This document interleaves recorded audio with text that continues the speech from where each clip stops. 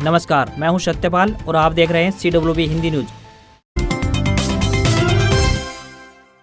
मौसम अपडेट। हरियाणा सहित दिल्ली एनसीआर में पहुंचा मानसून, झमाझम बरसात से गिरा तापमान। जानिए आगे कैसा रहेगा मौसम का हाल। देश के मैदानी राज्यों राजस्थान, पंजाब, हरियाणा, एनसीआर व दिल्ली पर जैसे ही पश्चिमी पवनों की जगह दक्षिणी पूर्वी नमी वाली पवनों का रुख मैदानी राज्यों पर हुआ, वैसे ही मानसून गतिविधियों ने रफ्तार पकड़ना शुरू कर दिया। हरियाणा व एनसीआर दिल्ली में मानसून की बारिश का शुभारंभ हो गया। आने वाले समय में संपूर्ण हरियाणा व एनसीआर दिल्ली के साथ संपूर्ण देश में मानसून की लहर देखने को मिलेगी। अगले 24 घंटों के दौरान राजस्थान, पूरे पंजाब और हरियाणा के कुछ और हिस्सों में मानसून के आगे बढ़ने की परिस्थितियां अनुकूल बन गई हैं। 1 जुलाई यानी आज उत्तराखंड, हरियाणा, चंडीगढ़, दिल्ली, पंजाब, उत्तर प्रदेश, पूर्वी राजस्थान और हिमाचल प्रदेश में अलग अलग जगह गरज, चमक व बिजली के साथ व्यापक, हल्की व मध्यम वर्षा होने की संभावना जताई गई है। इसके साथ ही छिटपुट बारिश की भी उम्मीद है। अब आने वाले दिनों में मानसून गतिविधियों में तेजी देखने को मिलेगी, क्योंकि मानसून धीरे धीरे अपनी लय पकड़ेगा और संपूर्ण हरियाणा व एनसीआर दिल्ली में इस बार सामान्य से ऊपर बारिश रहने की संभावना बन रही है। भारतीय मौसम विभाग ने संपूर्ण इलाके पर येलो और ऑरेंज अलर्ट जारी कर दिया है। यह बारिश खरीफ फसलों के लिए वरदान और संजीवनी साबित होगी।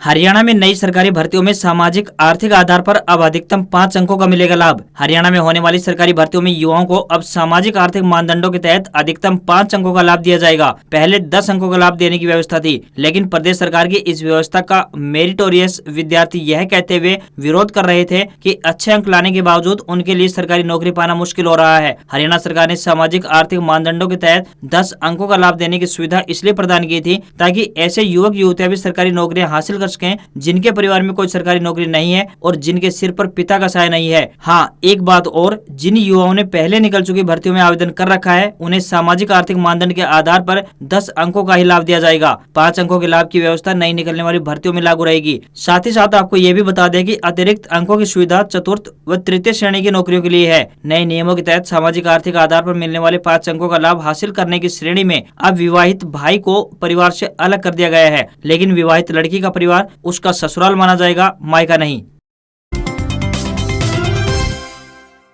रेल यात्रियों के लिए अच्छी खबर। श्री गंगानगर से जींद होकर दिल्ली तक जाने वाली इंटरसिटी एक्सप्रेस ट्रेन में 3 अतिरिक्त कोच लगेंगे। रेल में सफर करने वाले यात्रियों के लिए एक अच्छी खबर है। श्री गंगानगर से जींद होकर दिल्ली तक जाने वाली इंटरसिटी एक्सप्रेस ट्रेन में 3 जुलाई से लेकर 2 अगस्त 2022 तक रेलवे ने अस्थायी रूप से 3 अतिरिक्त कोच लगाने के आदेश जारी किए हैं। 2 द्वितीय श्रेणी तो वहीं 1 द्वितीय श्रेणी कुर्सियान का अतिरिक्त कोच लगने से यात्रियों को काफी सुविधा होगी। बता दें कि ट्रेन नंबर 12,481 इंटरसिटी एक्सप्रेस पुरानी दिल्ली से दोपहर बाद 1:15 मिनट पर चलती है, जो सकूर, बस्ती, बहादुरगढ़, सांपला, रोहतक, जींद, नरवाना, जाखल, मानसा, भटिंडा, अबोहर होते हुए रात 8:35 पर श्री गंगानगर पहुंचती है। इसी तरह train number 12,482 intercity express Shri Ganganagar से सुबह 5:55 पर चलती है, जो अबोहर, भटिंडा, मानसा, जाखल, नरवाना, जींद, रोहतक, सांपला, बहादुरगढ़, सकूर, बस्ती होते हुए दोपहर बाद 1:35 पर पुरानी दिल्ली पहुंचती है। इस ट्रेन की कैपेसिटी बढ़ाते हुए रेलवे ने इसमें 2 द्वितीय श्रेणी और 1 द्वितीय श्रेणी कुर्सियान के अतिरिक्त कोच लगाने के निर्देश जारी किए हैं। इससे हर चक्कर में 300 से ज्यादा यात्रियों को फायदा होगा।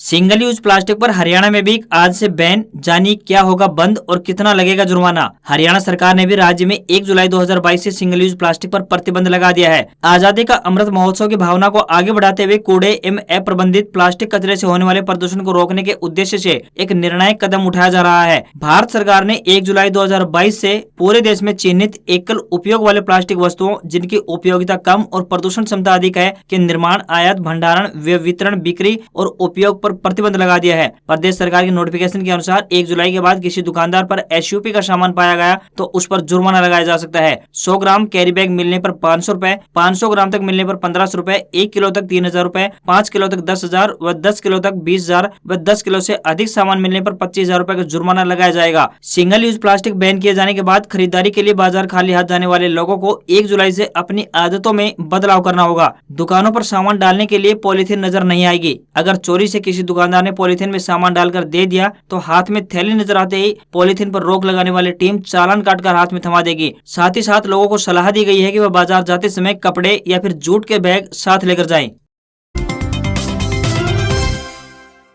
कांवड़ यात्रा पर जाने से पहले कांवड़ियों को करना होगा ये काम, पुलिस ने जारी किया आदेश। इस महीने से शुरू हो रही कांवड़ यात्रा को मद्देनजर रखते हुए पुलिस प्रशासन अभी से तैयारियों में जुट गया है। इस बार हरियाणा सरकार ने कांवड़ियों के लिए विशेष इंतजाम किए हैं। इसके तहत कांवड़ लेने जाने वाले भक्तों को संबंधित थाना में जानकारी देनी होगी। थाने से भक्तों को मोहर लगा पर्चा दिया जाएगा। संबंधित थाना हर कांवड़िए के नाम से पर्चा जारी करेगा, जिसमें उसकी पूरी जानकारी दर्ज होगी। इस संबंध में थानों में आदेश जारी कर दिए गए हैं। गाँव व मोहल्लों से टोलियों में इकट्ठे होकर बड़ी संख्या में युवाओं की टोली कांवड़ लेने जाती है। ऐसे में टोली में से कोई भी एक युवा इसकी पूरी जानकारी पुलिस को दे सकता है। बता दें कि प्रदेश भर से हजारों की संख्या में भक्त हरिद्वार जाने के लिए निकलते हैं।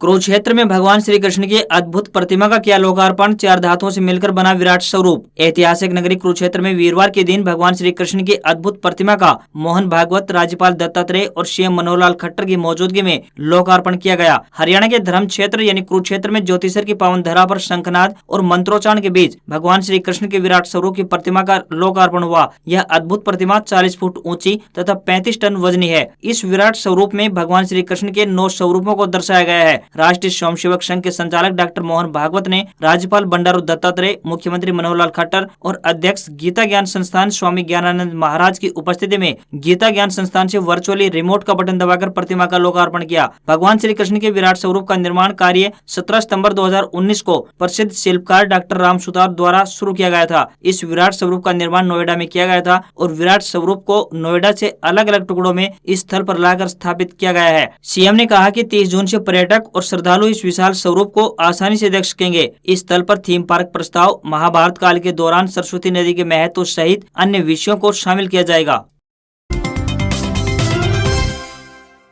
हरियाणा बीजेपी के इस कदम से बढ़ेगी विपक्षी पार्टियों की मुश्किलें, करना पड़ेगा रणनीति में बदलाव। प्रदेश में संपन्न हुए शहरी निकाय चुनाव में मिली सफलता से उत्साहित भारतीय जनता पार्टी अब प्रदेश चुनाव भी पार्टी सिंबल पर लड़ने की संभावना तलाश रही है। बीजेपी प्रदेश स्तरीय चुनाव समिति की बैठक में सहमति बनी तो जिला परिषद के चुनाव कमल के फूल के सिंबल पर लड़े जा सकते हैं। इससे पहले बीजेपी ने पंचायत चुनाव कभी पार्टी सिंबल पर नहीं लड़ा है। बीजेपी यदि सिंबल पर पंचायत चुनाव लड़ने का फैसला करती है तो गठबंधन में शामिल जसपा तथा कांग्रेस समेत अन्य विपक्षी दलों को भी अपनी रणनीति में बदलाव करना पड़ सकता है। हरियाणा में पंचायत चुनाव का बिगुल किसी भी समय बच सकता है। हरियाणा सरकार मन बना चुकी है कि पिछड़ा वर्ग के आरक्षण के प्राविधानों के बिना पंचायत चुनाव होंगे। 18 नगर परिषद और 28 नगर पालिकाओं में हुए चुनाव में बीजेपी का शानदार प्रदर्शन रहा है, जबकि गठबंधन सरकार में शामिल जसपा पार्टी कुछ खास कमाल नहीं दिखा पाई है। हालांकि जसपा पार्टी लगातार दलील दे रही है कि वह ग्रामीण क्षेत्र की पार्टी है, वहीं बीजेपी को आमतौर पर शहरी क्षेत्र की पार्टी माना जाता है। इसी रणनीति के तहत पार्टी जिला परिषद के चुनाव सिंबल पर लड़ने की दिशा में तेजी से आगे बढ़ेगी। सरपंच और पंचों के चुनाव बिना सिंबल के ही लड़े जाएंगे।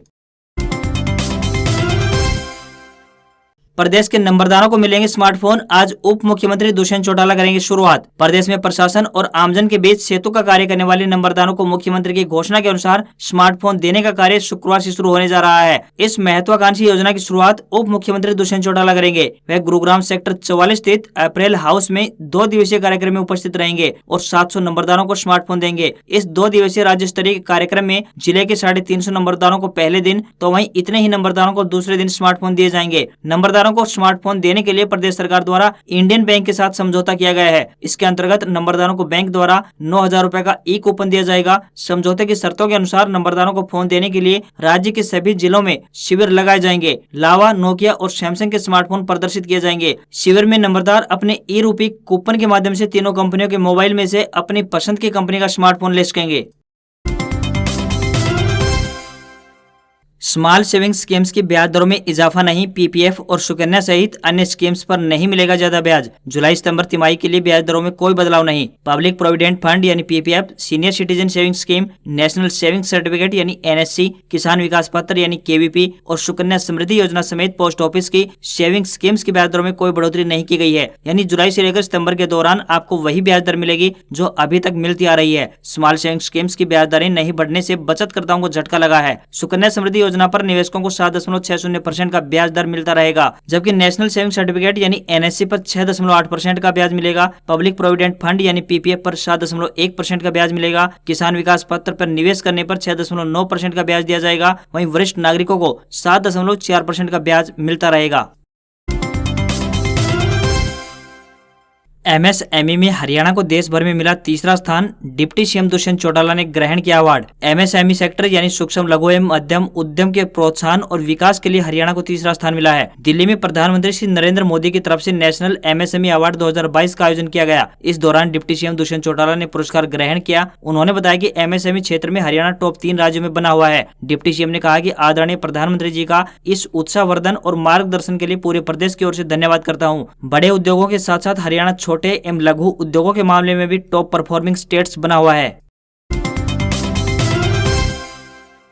हरियाणा में 1 से 15 जुलाई तक सघन दस्त नियंत्रण कार्यक्रम, लोगों को जागरूक करेगा स्वास्थ्य विभाग। 5 साल के बच्चों में मृत्यु दर कम करने के लिए हरियाणा स्वास्थ्य विभाग 1 से 15 जुलाई तक सघन दस्त नियंत्रण कार्यक्रम का अभियान चलाएगा। इस पखवाड़े में हरियाणा के जिलों में न केवल स्वास्थ्य विभाग ORS के पैकेट घर घर वितरण करेगा, बल्कि अभिभावकों में दस्त का इलाज गंभीरता से करवाने के लिए जागरूक भी करेगा। गौरतलब है कि 5 वर्ष से नीचे बच्चों की मौत में 10% मृत्यु दस्त के जटिलताओं की वजह से होती है। 1 से 15 जुलाई तक यह पखवाड़ा मनाया जाएगा। इसका लक्ष्य दस्त के सबसे सस्ते और प्रभावशाली उपचार मौखिक पुनर्जलीकरण सॉल्ट के मिश्रण ORS घोल और जिंक टैबलेट का प्रयोग करने की जन जागरूकता पैदा करना है। इस कार्यक्रम के अंतर्गत 5 वर्ष से कम आयु के बच्चों को शामिल किया जाएगा। एकनाथ शिंदे बने महाराष्ट्र के 20वें सीएम। बाला साहेब को याद कर शपथ ली। फडणवीस बने डिप्टी सीएम तो प्रधानमंत्री मोदी ने दी बधाई। एकनाथ शिंदे ने महाराष्ट्र के 20वें मुख्यमंत्री के तौर पर शपथ ली। उनके साथ देवेंद्र फडणवीस ने उप मुख्यमंत्री पद की शपथ ली। प्रधानमंत्री नरेंद्र मोदी ने दोनों को बधाई भी दी। ये तो हुआ फिल्म का क्लाइमैक्स, लेकिन अब इससे पहले एक सीन पर भी नजर डाल लीजिए। जगह है मुंबई। काले माई के सामने फडणवीस बोलते हुए और उनकी दाईं ओर सिर पर लाल टीका लगाए, हाथ बांधे, मौन बैठे शिंदे। कुछ पुरानी बातें, फिर सीधे हीरो के नाम का ऐलान। एकनाथ शिंदे होंगे महाराष्ट्र के मुख्यमंत्री। आज ही शाम 7:30 बजे शपथ लेंगे, वो भी अकेले। भाजपा उनका समर्थन करेगी, सरकार में शामिल भी होगी, लेकिन मैं सरकार से बाहर रहूंगा। ये ऐसी घोषणा थी जिसने सभी न्यूज रूम की बनी बनाई खबर बिगाड़ दी। सबने फडणवीस को मुख्यमंत्री तय मान रखा था, हमने भी, लेकिन खबर में चौंकाने वाला एंगल आना अभी बाकी था। फडणवीस ने जैसे ही सरकार से बाहर रहने की बात कही, भाजपा का केंद्रीय नेतृत्व तो सक्रिय हो गया। भाजपा पार्टी अध्यक्ष JP नड्डा ने कहा कि फडणवीस ने बड़ा दिल दिखाया है, अब उन्हें डिप्टी सीएम का पद स्वीकार कर लेना चाहिए। इसके बाद अमित शाह ने कहा कि फडणवीस सरकार में शामिल होने के लिए मान गए हैं। इसके बाद फौरन राजभवन में 2 की जगह 3 कुर्सी लगाई गई। मनसे प्रमुख राज ठाकरे और NCP प्रमुख शरद पवार ने भी नए मुख्यमंत्री शिंदे को बधाई दी है।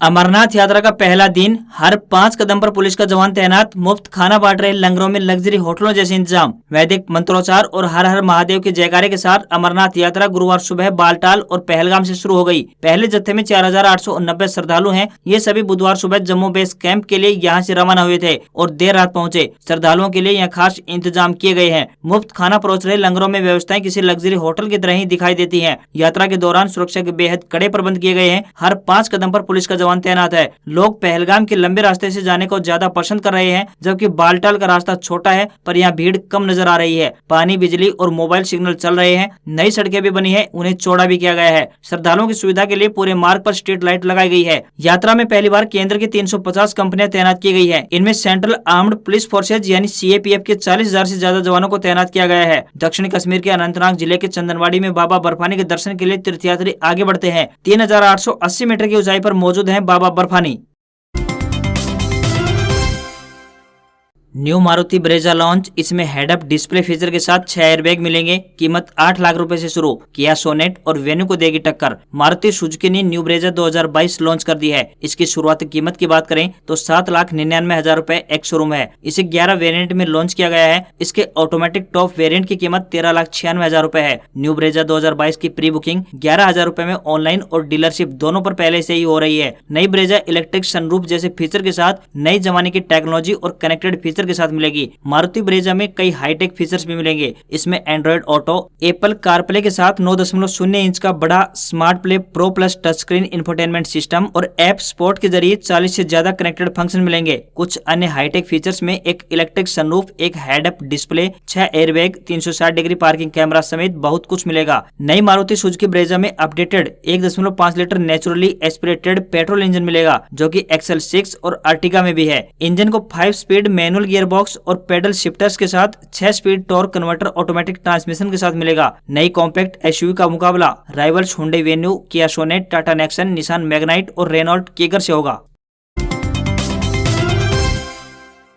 मंगल ग्रह पर लंबे वक्त से जीवन की तलाश हो रही है। इसके लिए नासा ने एक रोवर भी उसकी सतह पर भेजा, जो लगातार वहां से अलग अलग तरह के डेटा पृथ्वी पर भेज रहा है। अब नासा बोफिन्स ने दावा किया है कि वो एलियंस का राज सुलझाने के बहुत करीब पहुंच चुके हैं। जल्द ही वो इसको लेकर खुशखबरी देंगे। नासा बोफिन्स के मुताबिक अगर रोवर लाल ग्रह में 7 फीट नीचे खुदाई करते हैं तो वे एलियन से जुड़े सबूतों का पता लगा लेंगे। इस खोज में मंगल पर अमीनो एसिड की खोज शामिल है, जो प्रोटीन बनाने के लिए एक घटक है। ये अमीनो एसिड ही अंतरिक्ष में जीवन की खोज की दिशा में गेम चेंजर साबित होगा। वहीं दूसरी ओर एस्ट्रोबायोलॉजी जर्नल में प्रकाशित एक शोध के मुताबिक ब्रह्मांडीय किरणें यानी कॉस्मिक रेज मंगल ग्रह पर जीवन से जुड़े सबूतों को तेजी से मिटा रही हैं। वैज्ञानिकों का मानना है कि मंगल ग्रह पर पहले पानी हुआ करता था, जिस वजह से वहां पर जीवन की संभावनाएं भी थी। इसके अलावा वो पृथ्वी की तरह नीले रंग का दिखता था। इसके बाद कोई घटना हुई जिससे पानी सूख गया और वो धीरे धीरे लाल ग्रह में तब्दील हो गया। वैज्ञानिक इस गुत्थी को सुलझाने की कोशिश कर रहे हैं। आज खबरों में बस इतना ही। देखते रहिए CWB हिंदी न्यूज। नमस्कार।